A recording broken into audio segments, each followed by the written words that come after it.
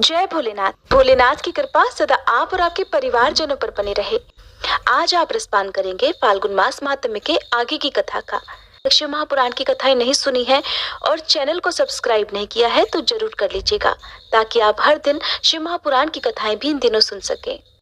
आज फाल्गुन मास की कथा सुनाने से पहले आप सभी से अनुरोध है कि विजय एकादशी की कथा भी हमारे चैनल पर जरूर सुनिएगा। श्री सूत जी कहते हैं, पूर्व काल में चंद्रवंशी राजा पुण्यनिधि मथुरा नामक पुरी का पालन किया करते थे। किसी समय राजा पुण्यनिधि मथुरा में अपने पुत्र का राज्याभिषेक करके अंतःपुर की रानियों के साथ स्नान करने के लिए उत्सुक होकर राम सेतु नामक तीर्थ में गए। उनके साथ उनकी चतुरंगिणी सेना भी थी। वहां धनुष कोटि में संकल्प पूर्वक स्नान करके उन राजा ने वहां के अन्य तीर्थों में भी स्नान किया और भक्ति पूर्वक भगवान रामेश्वर की सेवा की। इस प्रकार उन्होंने बहुत समय तक उसी तीर्थ में सुखपूर्वक निवास किया। वहां रहते हुए राजा पुण्यनिधि ने किसी समय भगवान विष्णु को प्रसन्न करने वाला एक यज्ञ किया। यज्ञ पूरा होने पर वे अपनी पत्नी तथा परिवार के लोगों के साथ अवभृत स्नान के लिए श्री रामचंद्र जी की धनुष कोटि में गए और वहां विधि पूर्वक स्नान किया। इस प्रकार राजा पुण्यनिधि जब उस तीर्थ में निवास करते थे, उसी समय एक दिन राजा की भक्ति की परीक्षा करने के लिए भगवान विष्णु ने लक्ष्मी जी को भेजा। वे 8 वर्ष की सुंदर बालिका होकर गंधमादन पर्वत पर गई। उस समय राजा पुण्यनिधि धनुष कोटि में स्नान करने के लिए गए हुए थे। वहां स्नान करके पुण्य कर्म करने के पश्चात राजा ने अलौकिक रूप सौंदर्य से सुशोभित एक 8 वर्षीय कन्या को देखा। उसे देखकर पुण्यनिधि ने पूछा कि बेटी तुम कौन हो, या तुम्हारे आने का क्या कारण है। तब राजा के पूछने पर वह कन्या कहने लगी, महाराज, मेरे न माता है न पिता है और न कोई भाई बंधु है। मैं तो अनाथ हूँ। मैं आपकी पुत्री होकर रहना चाहती हूँ। आपको पिता के रूप में देखती हुई मैं सदा आपके घर में निवास करूंगी, परंतु मेरी एक शर्त है। जो मुझे हाथ से पकड़े अथवा जबरदस्ती खींच कर ले जाए, उसको यदि आप दंड दें, तभी मैं आपके घर में आपकी पुत्री होकर बहुत लंबे समय तक निवास करूंगी। कन्या के ऐसा कहने पर राजा पुण्यनिधि कहने लगे, शुभे, मैं तुम्हारी कही हुई सारी बातें मानूंगा। मेरे भी कोई पुत्री नहीं है, एक ही वंशधर पुत्र है। भद्रे, जिसके प्रति तुम्हारा अनुराग होगा उसे ही तुम्हें समर्पित करूंगा। बेटी, आओ मेरे घर चलें और अब हमारी बेटी बनकर हमारे अंतःपुर में स्वेच्छानुसार रहो। तब बहुत अच्छा कहकर वह कन्या राजा के साथ उनके घर चल दी। राजा ने अपनी पत्नी के हाथ में उस कल्याणमयी कन्या को सौंप दिया। रानी का नाम विंध्यावली था। राजा ने उनसे कहा, देवी, ये हम दोनों की पुत्री है। इसकी दूसरे पुरुषों से सर्वथा रक्षा करो। विंध्यावली ने राजा की आज्ञा शिरोधार्य की और उस कन्या को अपने हाथ में ले लिया। राजा के द्वारा अब कन्या का पुत्र की तरह ही पालन पोषण होने लगा। वह लाड़ प्यार और सुख से राजमहल में रहने लगी। इसके बाद जगदीश्वर भगवान विष्णु अपनी लक्ष्मी जी को ढूंढने के लिए एक दिन बैकुंठ से निकले और राम सेतु पर गए। वहां सब ओर घूमते रहे। इसी समय फूल तोड़ने के कौतूहल से वह कन्या अपनी सखियों के साथ राजा के बगीचे में गई और वहां पेड़ों से सुंदर सुंदर फूल चुनने लगी। तभी वहां पर भगवान विष्णु एक ब्राह्मण का रूप धारण करके अचानक आकर खड़े हो गए। ब्राह्मण को अचानक वहां आया देखकर कन्या ठिठक कर खड़ी रह गई। उस मधुर भाषिणी कन्या को देखकर उस ब्राह्मण ने बड़ी जल्दी से उसका हाथ पकड़ लिया। ये देखकर वह कन्या अपनी सखियों के साथ उस बगीचे में चिल्लाने लगी। उसकी चिल्लाहट सुनकर राजा पुण्यनिधि वहीं पर आ गए। वहां राजा ने उस कन्या और उसकी सखियों से पूछा कि बेटी, बताओ, अभी तुम अपनी सखियों के साथ क्यों चिल्ला रही थी। तब वह कन्या कहने लगी, हे पिताजी, इस ब्राह्मण ने हठ पूर्वक मेरा हाथ पकड़ लिया था। तात, वो यहीं पर उस वृक्ष के नीचे निर्भय होकर खड़ा हुआ है। राजा परम बुद्धिमान और सद्गुणों के निधान थे। उन्होंने उस ब्राह्मण का यथार्थ बल न जानते हुए उसे जबरदस्ती पकड़ लिया और रामेश्वर मंदिर में ले जाकर वहां पैरों में बेड़ी डालकर हाथों में रस्सी से बांधकर फिर से उसे मंडप में ले आए। अपनी पुत्री को आश्वासन देकर राजा ने अंतःपुर में भेज दिया और खुद भी परम सुंदर भवन में जाकर सोने लगे। सोते समय उन्होंने सपने में उस ब्राह्मण को देखा। वह शंख, चक्र, गदा, पद्म और वनमाला से विभूषित था। उसके वक्ष स्थल पर कौस्तुभ मणि का आभूषण शोभा पा रहा था। ब्राह्मण के रूप में वो तो साक्षात श्रीहरि विराजमान थे। उन्होंने अपने श्री अंगों में पीतांबर धारण किया था। उनके श्री अंगों की कांति कृष्ण मेघ के समान श्याम थी। मुख पर मनोहर मुस्कान की मनोहर छटा छा रही थी और स्वच्छ दंत पंक्ति चमक रही थी। कानों में मछली की आकृति के कुंडल शोभायमान थे। भगवान शेष शैया पर लेटे हुए थे और देवर्षि नारद उनकी स्तुति कर रहे थे।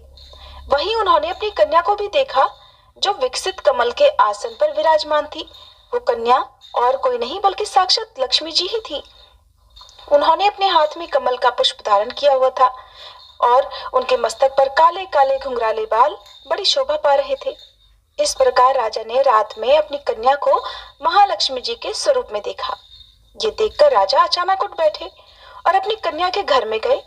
वहां उन्होंने कन्या को उसी रूप में देखा जैसे कि स्वप्न में उसका दर्शन हुआ था। प्रातःकाल सूर्योदय होने पर राजा पुण्यनिधि कन्या को साथ लेकर रामेश्वर मंदिर में पहुंचे और उस श्रेष्ठ मंडप में गए जहां उन्होंने ब्राह्मण को बंदी बनाकर रख छोड़ा था।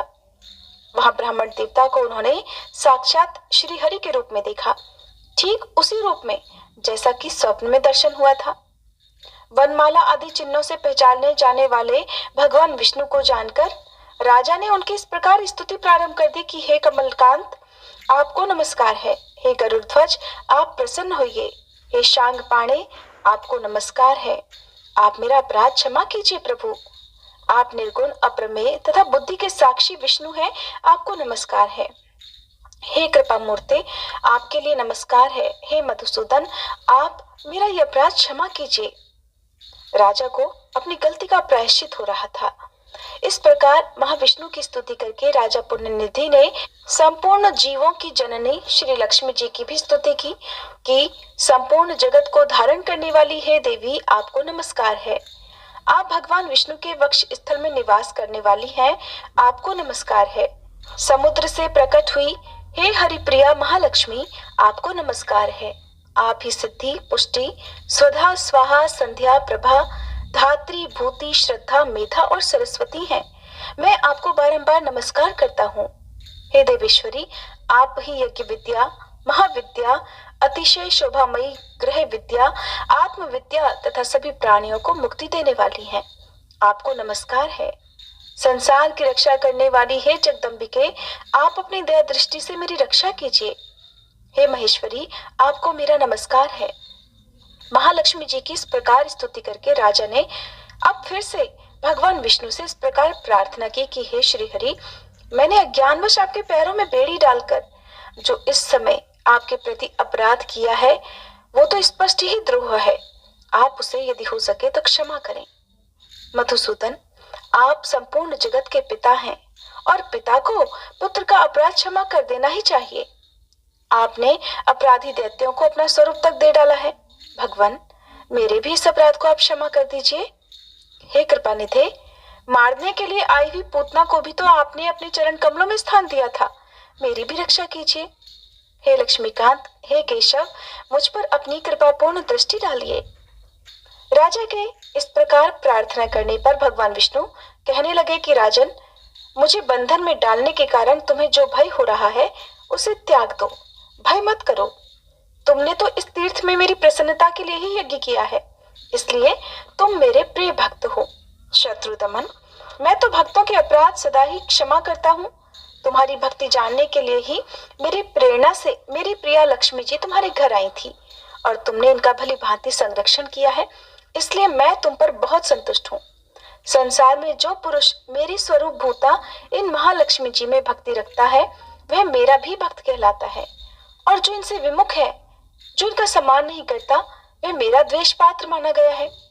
तुमने तो भक्ति पूर्वक इनका पूजन किया है, इसलिए तुम्हारे द्वारा मेरी भी पूजा संपन्न हो गई, क्योंकि ये लक्ष्मी जी मुझसे अभिन्न है। इसलिए तुमने मेरा अपराध नहीं बल्कि पूजन ही किया है। मेरे स्वरूप भूता लक्ष्मी जी संपूर्ण जगत की माता तथा वेद त्रयी रूपा है। उनकी रक्षा करते हुए जो तुमने मुझे बंधन में डाला है वो तो मुझे अत्यंत प्रिय लगा, और ये लक्ष्मी जी वास्तव में तुम्हारी पुत्री हैं। भगवान विष्णु के ऐसा कहने के बाद लक्ष्मी जी भी कहने लगी, राजन, तुमने अपने घर में मेरी रक्षा की, इससे मैं तुम पर बहुत प्रसन्न हूँ। तुम्हारी भक्ति की परीक्षा लेने के लिए ही मैं और भगवान दोनों यहाँ आए हैं। तुम्हारे मन संयम रूप योग और भक्ति भाव से हमें बड़ी प्रसन्नता हुई है। हम दोनों की कृपा से अब तुम्हें सदा सुख की प्राप्ति होगी। हमारे चरणों में तुम्हारी अविचल भक्ति बनी रहेगी और देहावसान होने पर तुम्हें अंत में मोक्ष भी प्राप्त होगा। भगवान विष्णु की भक्ति से युक्त तुम्हारी बुद्धि सदा धर्म में लगी रहेगी। इसके बाद भगवान विष्णु फिर से कहने लगे, राजन, तुमने जिस प्रकार मुझे यहाँ बेड़ी से बांधा है उसी रूप से मैं इस मंडप में सदा निवास करूंगा। सेतु माधव के नाम से यहाँ मेरी प्रसिद्धि होगी।